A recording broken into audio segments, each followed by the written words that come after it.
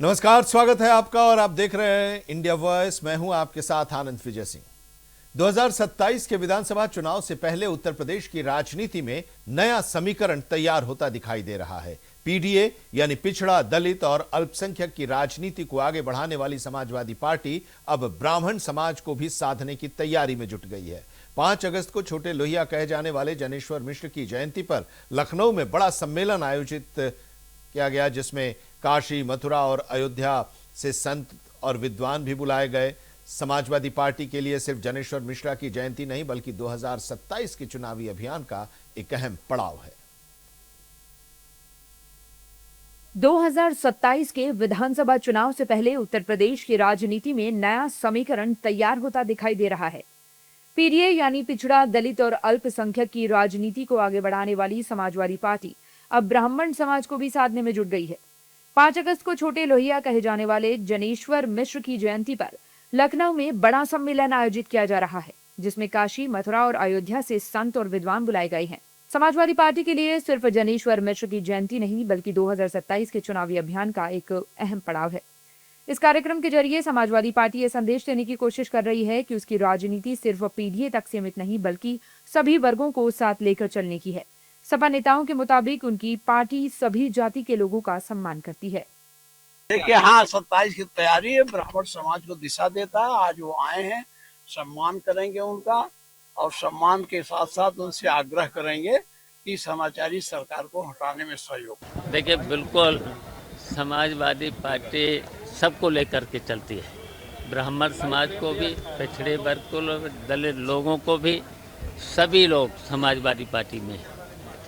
असल सवाल है कि आयोजन अभी क्यों? दरअसल विधानसभा चुनाव से पहले सपा की मंशा ब्राह्मणों को अपने पक्ष में करने की है। इसके लिए पिछले कई महीनों से इस सम्मेलन की तैयारी चल रही थी। सम्मेलन को लेकर बीजेपी नेताओं ने समाजवादी पार्टी और अखिलेश यादव पर तंज कसा है। बीजेपी नेताओं ने आरोप लगाया है कि केवल चुनावी फायदे के लिए ब्राह्मण सम्मेलन किया जा रहा है।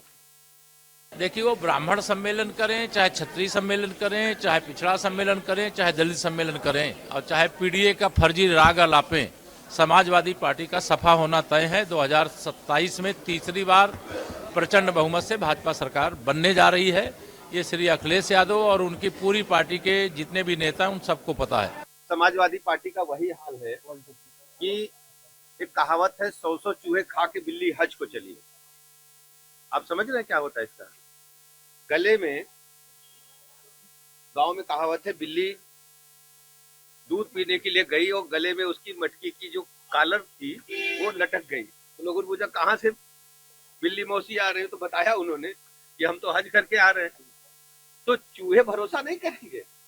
ये अच्छी तरह जानते हैं कि समाजवादी पार्टी के रिजीम में ही हमेशा गुंडई, अराजकता, दंगे, फसाद, सर्व समाज का अपमान, सनातन संस्कृति को ध्वस्त करना, ये वही लोग हैं। कितना भी रंग बदल ले, कोई इनको कभी माफ नहीं करेगा। ब्राह्मण समुदाय बहुत होशियार है, बुद्धिमान है, पॉलिटिकल है। उसको मालूम है कि सत्ता समस्याओं का समाधान है, सत्ता ही सम्मान, सुरक्षा सब देता है। ब्राह्मण को कोई महका नहीं सकता। कोई इम्पैक्ट नहीं होगा। ब्राह्मण राष्ट्रवादी है, ब्राह्मण सनातन का प्रहरी है, ब्राह्मण सनातन का पोषक है। सनातन का अपमान करने वाले ब्राह्मण सम्मेलन करते रहे झूठे, उससे कोई फर्क पड़ने वाला नहीं है। समाजवादी पार्टी की रणनीति अब साफ दिखाई दे रही है। पीडीए अभियान अपनी जगह है, लेकिन पार्टी मानती है कि ये सिर्फ उसी के सहारे 2027 की सत्ता तक पहुंचना आसान नहीं होगा। यही वजह है कि अब ब्राह्मण समाज को भी सियासी संदेश देने की तैयारी है। पार्टी नेताओं का मानना है कि यूपी की करीब 13 से 14% ब्राह्मण आबादी 100 से ज्यादा विधानसभा सीटों पर प्रभाव डालती है। ऐसे में उन्हें साधना चुनाव में फायदेमंद साबित हो सकता है। फिलहाल समाजवादी पार्टी के इस सम्मेलन को लेकर यूपी की सियासत भी गर्मा गई है। और अब बात संसद की। संसद के मानसून सत्र के दौरान एक बार फिर विपक्ष ने जोरदार प्रदर्शन किया। राहुल गांधी के नेतृत्व में विपक्षी सांसदों ने गांधी प्रतिमा से मकर द्वार तक विरोध मार्च निकाला और केंद्रीय गृह मंत्री अमित शाह से जवाब और उनके इस्तीफे की मांग की। विपक्ष ने जंतर मंतर प्रदर्शन, पैलेट गन के इस्तेमाल और राम मंदिर चढ़ावा चोरी के मुद्दे पर सरकार को घेरा, जबकि बीजेपी ने विपक्ष पर संसद की कार्यवाही बाधित करने और चर्चा से भागने का आरोप लगाया। देखिए ये रिपोर्ट।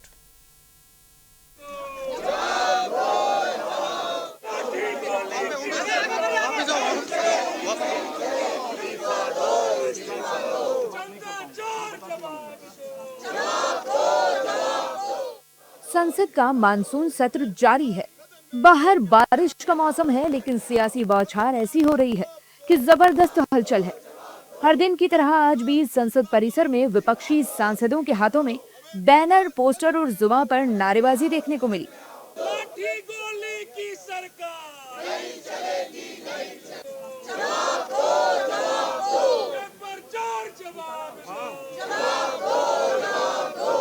लोकसभा में विपक्ष के नेता राहुल गांधी के नेतृत्व में कांग्रेस समेत ईडी गठबंधन के सांसद बुधवार को संसद परिसर में मौजूद गांधी प्रतिमा के नीचे जुटे। मोदी सरकार के खिलाफ विरोध की आवाज बुलंद की, मकर द्वार तक मार्च निकाला।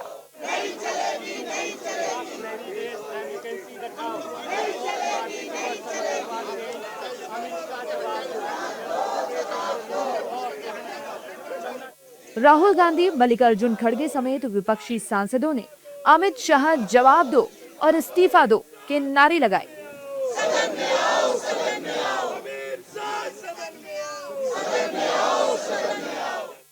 विपक्ष का आरोप है कि 20 जुलाई को जंतर मंतर पर सीजेपी के प्रदर्शन के दौरान पैलेट गन का इस्तेमाल किया गया, जिसका जवाब सरकार को देना चाहिए।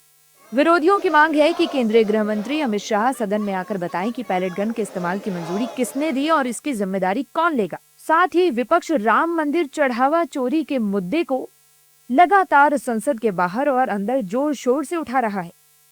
हल निकलेगा ना, अगर डिस्कशन नहीं है तो वो घर में बैठ के बात करेंगे, घर में सो जाएंगे। ये कैसा हो जाता है? ये पार्लियामेंट्री है, इसको वो तो डिसरेस्पेक्ट कर रहे हैं। ये अंदर आना नहीं चाहते। इतने दिन हो गए पार्लियामेंट शुरू होके, अंदर आके बयान देने को इनको क्या हो गया? ये क्या मुक्के है, बहरे हैं, क्या है? अरे यही से उठा है, हम तैयार है ना डिस्कशन के लिए। तुम क्यों नहीं आ रहे?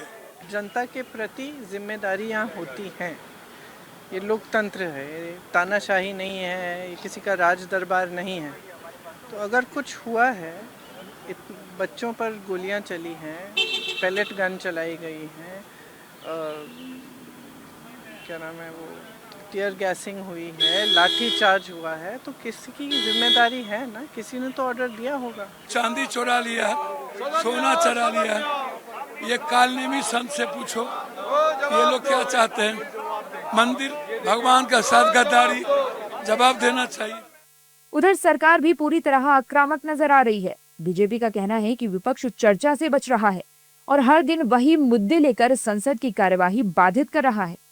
देखिए, ना इनको सदन से मतलब है, न लोकतंत्र से मतलब है। मैं तो लोकसभा के अध्यक्ष जी से निवेदन करूंगा कि जो लोग सदन को जबरदस्ती नहीं चलने दे रहे हैं और अपना उपस्थिति में अटेंडेंस भी बनाते हैं, ऐसे लोगों का कोई नैतिक दायित्व नहीं है कि लोकतंत्र की बात करे। भारत का दुर्भाग्य है कि भारत का नेता प्रतिपक्ष लोकतंत्र के मंदिर से ही दूर भागता है। उसको डर लगता है। मैंने शुरुआत में कहा था, अपरिपक्व, पार्ट टाइम, गैर जिम्मेदार, और मैं पुनः दोहराता हूं। मैं समझता हूं कि विपक्ष जो है जनता के गाढ़ी कमाई की चोरी कर रहा है। ना तो ये सदन में कोई समस्या को उठाने देता है, ना ही सदन में चर्चा करते हैं। वो किस प्रकार का आचरण कर रहे हैं? छोटे बच्चे भी आचरण ऐसा नहीं करते। हो और सीटी बजाना, शोर मचाना एक ऐसा आचरण है जो मर्यादाओं की सीमा को उल्लंघन करता है। यानी संसद में जनता के मुद्दों पर बहस कम और सियासी टकराव ज्यादा देखने को मिल रहा है। अब देखना होगा कि क्या केंद्रीय गृह मंत्री अमित शाह संसद में विपक्ष के आरोपों का जवाब देंगे और आखिर कब तक सदन की कार्यवाही और जनता की गाढ़ी कमाई यूं ही सियासी शोर की भेंट चढ़ती रहेगी। लगातार हंगामे के बीच संसद के मानसून सत्र का 13वां दिन भी बाधित रहा। विपक्ष के प्रदर्शन के चलते लोकसभा अध्यक्ष ने सदन की कार्यवाही गुरुवार सुबह 11 बजे तक के लिए स्थगित कर दी और सदन के अंदर हो रहे विरोध प्रदर्शन को लेकर राष्ट्रीय जनता दल के सांसद सुधाकर सिंह ने इंडिया वॉइस से खास बातचीत में सरकार पर विपक्ष की आवाज दबाने का आरोप लगाया। सांसद सुधाकर सिंह ने कहा कि सदन में विपक्ष की बात नहीं सुनी जा रही है और कार्यसूची में विपक्ष के एक भी सवाल को शामिल नहीं किया गया। बिहार विधानसभा के पटना के बांकीपुर में हुए उपचुनाव में जनसुराज पार्टी के प्रशांत किशोर की जीत पर सांसद सुधाकर सिंह ने कहा कि प्रशांत किशोर बीजेपी की बी टीम के रूप में काम कर रहे हैं। आरजेडी सांसद सुधाकर सिंह से इन तमाम मुद्दों पर खास बातचीत की इंडिया वॉइस संवाददाता अरविंद कुमार ने। हमारे साथ राष्ट्रीय जनता दल के सांसद सुधाकर सिंह हैं। सर, मानसून सत्र का 13वां दिन आज भी सदन स्थगित हो गया सिर्फ प्रदर्शन की वजह से। नहीं, सत्ता पक्ष के हठधर्मिता के चलते सदन स्थगित हुआ। आप उसके कार्यसूची को उठा लें 13 दिन का। जो हमारे जो बड़े सवाल हैं उसमें कार्यसूची में है ही नहीं, सरकार लेना ही नहीं चाहती। सरकार को रबर स्टैम्प के तौर पर इस्तेमाल कर रही है। वो सरकारी बिल ला करके वो पास करा रहे हैं। अब हालत इतने खराब है, विदाउट डिस्कशन पार्लियामेंट में कानून नहीं पास होता। देश के प्रमुख सवाल क्या हैं? पेपर लीक, इस पर कोई चर्चा। मंदिर में चंदा चोरी, कोई चर्चा नहीं। फेक इनकाउंटर, कोई चर्चा नहीं। किसानों की ज़मीन कब्जे किए जा रहे हैं देश स्तर पे, उसकी कोई चर्चा नहीं। तो आप सभी मामले को देखेंगे, जब पार्लियामेंट में इन विषयों पे चर्चा नहीं है तो ये सत्ता पक्ष जानबूझ करके आप उनके कार्यसूची 13 दिन का उठा के देख लीजिए, चल नहीं देना चाहते सदन को। संसदीय कार्य मंत्री किरण रिजिजू, उन्होंने साफ तौर पर कहा कि सदन विपक्ष की हर मुद्दे पर हम चर्चा चाहते हैं, लेकिन विपक्ष सदन के अंदर कार्यसूची में है क्या? अगर किरण रिजिजू कह रहे हैं कि हम विपक्ष के उन सभी मुद्दों पर हम चर्चा चाहते हैं तो कार्यसूची निकाल के दिखा लें। 193 का नोटिस है, 13 दिन से हम लगातार दे रहे हैं, हम सब लोग मिल करके। अब चर्चा में का समय निर्धारित कर देते कि हम 4 घंटा आज चर्चा करेंगे, अगर हम उस चर्चा में नहीं भाग लेते तो हम विपक्ष के रूप में दोषी हैं। कार्यसूची को देख लेना, वो संसद के पोर्टल पे है, किस मुद्दे पर चर्चा चाहते हैं।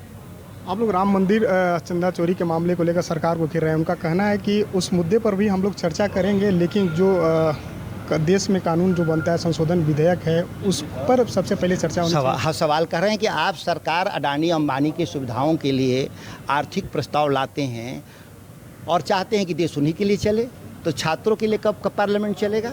किसानों के लिए कब पार्लियामेंट चलेगा? गिग वर्कर के लिए कब पार्लियामेंट चलेगा? गरीबों के लिए पार्लियामेंट कब चलेगा? आप 13 दिन में उठा के देख लीजिए सरकार के एजेंडा में क्या है। कॉरपोरेट के अलावा अगर कुछ होगा तो बताइए हमको। Thank you sir. तो ये थे राष्ट्रीय जनता दल के सांसद सुधाकर सिंह। इनका साफ तौर पर 2 मुद्दों पर उन्होंने अहम अपनी राय रखी। पहला, सदन क्यों नहीं चल रहा है। उन्होंने साफ तौर पर कहा कि कार्यसूची में विपक्ष के कोई भी सवाल सरकार लेना नहीं चाहती। दूसरे, बिहार से रिलेटेड प्रशांत किशोर जब विधायक बने हैं उन पर भी उन्होंने निशाना साधा है और कहा है कि प्रशांत किशोर भाजपा के बी टीम के रूप में काम कर रहे हैं।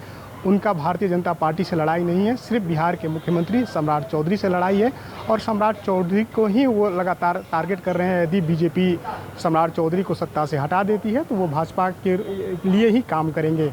राष्ट्रीय जनता दल के लिए प्रशांत किशोर कोई चुनौती नहीं है। लोकसभा के चुनाव हो या फिर विधानसभा के चुनाव में उनसे बीजेपी राष्ट्रीय जनता दल आगे ही रहेगी। सहयोगी तुषार के साथ इंडिया वॉइस के लिए अरविंद कुमार, दिल्ली।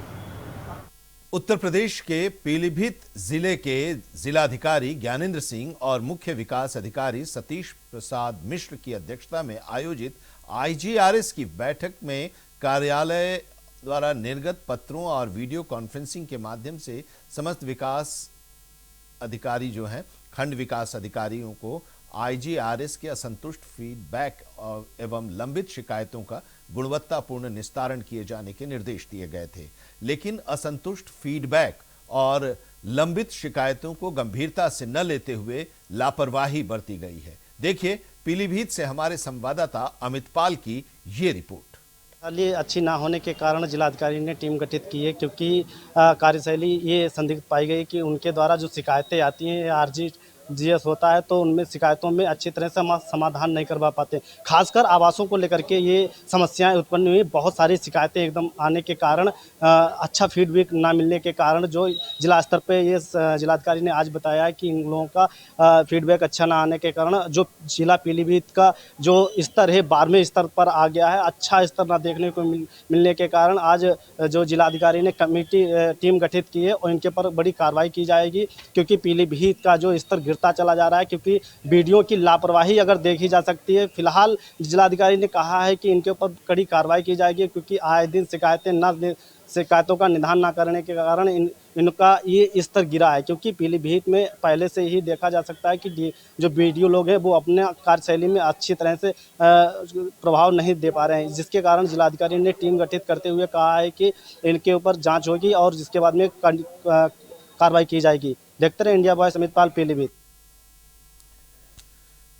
IIMUN की 15वीं वर्षगांठ पर राष्ट्रीय स्वयंसेवक संघ के प्रमुख मोहन भागवत 6 अगस्त को देश भर के 100 से अधिक शहरों के जेनजी और जेन अल्फा युवाओं से संवाद करेंगे।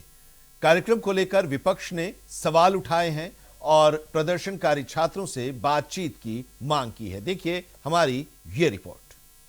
IIMUN यानी India's international movement to unite nations की 15वीं वर्षगांठ के मौके पर राष्ट्रीय स्वयंसेवक संघ प्रमुख मोहन भागवत ने 6 अगस्त को देश भर के 100 से ज्यादा शहरों में जेनजी और जेन अल्फा से वीडियो कॉन्फ्रेंसिंग के जरिए संवाद करने का ऐलान किया है, जिसका आयोजन मुंबई के अंबानी सेंटर में होगा। लेकिन विपक्ष इस फैसले पर RSS और बीजेपी दोनों को घेरता हुआ नजर आ रहा है। शिवसेना UBT नेता संजय राउत ने आरोप लगाया कि मोहन भागवत RSS के नाती पोतों से बात करेंगे, जंतर मंतर पर प्रदर्शन कर रहे बच्चों से नहीं। अरे करने दो, वो RSS के बच्चे हैं, उनसे बात करेंगे। RSS के जो उनके लीडर है, उनके बच्चे, उनके पोते, वो कौन से जैन जी, जंतर मंतर के बच्चों को बुलाइए, जैन जी को, नेहा वोरा को बुलाइए, वो भी जैन जी है ना, उनसे बात करो। और वो 56 इंच का बंदर वाली जो बेटी है उनको बुलाइए, उनसे बात करो, जैन जी है। RSS के पोते जो है, नाती है, वो कैसे जैन जी हो सकते हैं? संजय राउत ने तो मोहन भागवत को प्रदर्शनकारियों से बातचीत करने की नसीहत दे दी। साथ ही अब आपको पक्ष और विपक्ष दोनों की क्या राय है ये भी दिखा देते हैं। छात्रों के साथ वार्ता होती रहनी चाहिए, उनकी भावना क्या है यह सभी को समझने की जरूरत है। आदरणीय प्रधानमंत्री जी इस मामले को आप देख लगातार प्रधानमंत्री जी भी वीडियो कॉलिंग के माध्यम से संबोधित कर रहे हैं, सरसंघ चालक जी भी कर रहे हैं। उनके ही बच्चों से बात कर रहे हो, अगर उनको सही मायने में जेनजी और अल्फा, जेन अल्फा से संवाद करना है, मैं मानती हूँ उनके दुख दर्द को आप समझें। जंतर मंतर के प्रोटेस्ट में बैठे बहुत सारे अनगिनत जो लोग आ रहे थे, उनसे बात करें। जो झारखंड में इंडेफिनिट फास्ट पे स्टूडेंट्स हैं, उनसे बात करें। तो जेनजी का सुनना चाहिए, वो क्या कह रहे हैं, उनकी मांगे क्या है, इसके ऊपर सर्वप्रथम अगर किसी ने, कोई बड़े नेता ने बात की होगी तो वह आदरणीय मोहन भागवत जी अगर यहाँ पर आकर उनके साथ संवाद करना चाहते हैं तो वो खुशी की बात है। अब सुनिए कि RSS के संवाद पर कांग्रेस सांसद इमरान मसूद का क्या कुछ कहना है। क्या करेंगे संवाद करके? सारी संस्था तो बिगाड़ने में सबसे बड़ा हाथ उन्हीं की संस्था का है। सब जगह RSS घुस कर बैठी हुई है। बच्चों को आप चाहते हो कि ये शिक्षित ना हो, ये केवल वो पढ़ें जो आप पढ़ाना चाहते हो। संवाद पर चल रही विपक्ष की बयानबाजी पर बीजेपी के राज्यसभा सांसद दिनेश शर्मा ने RSS की उपलब्धि गिनवाते हुए विपक्ष को बहस की खुली चुनौती दी। RSS शताब्दी पार कर चुका एक सामाजिक संगठन है। आपदा के समय, उसका राष्ट्र सेवा के समय, उसका देश की रक्षा के समय कि नेहरू जी ने तो परेड में शामिल किया था, उसका जो योगदान, उसके बजाय वो तार्किक शब्दों का प्रयोग नहीं करते। गैर तार्किक की आलोचना अगर करना चाहते एक मंच पे बैठे और बहस छेड़ें कि वो क्या कर रहे हैं और संघ क्या कर रहा है। बता दें कि हाल ही में नीट पेपर लीक मुद्दे को लेकर जंतर मंतर पर हुए प्रदर्शन के दौरान पुलिस या कार्रवाई और सरकार के रुख के कारण देश के युवाओं, विशेषकर जेनजी और जेन अल्फा में केंद्र सरकार और उसके वैचारिक संगठन राष्ट्रीय स्वयंसेवक संघ यानी RSS के प्रति गहरी नाराजगी देखी गई थी। ऐसे में RSS प्रमुख मोहन भागवत का फैसला युवाओं से दूरी को पाटने की दिशा में एक महत्वपूर्ण कदम माना जा रहा है। और इसी के साथ इस बुलेटिन में अभी इतना ही, लेकिन देश और दुनिया की तमाम अहम खबरों के लिए आप जुड़े रहिए इंडिया वॉइस के साथ।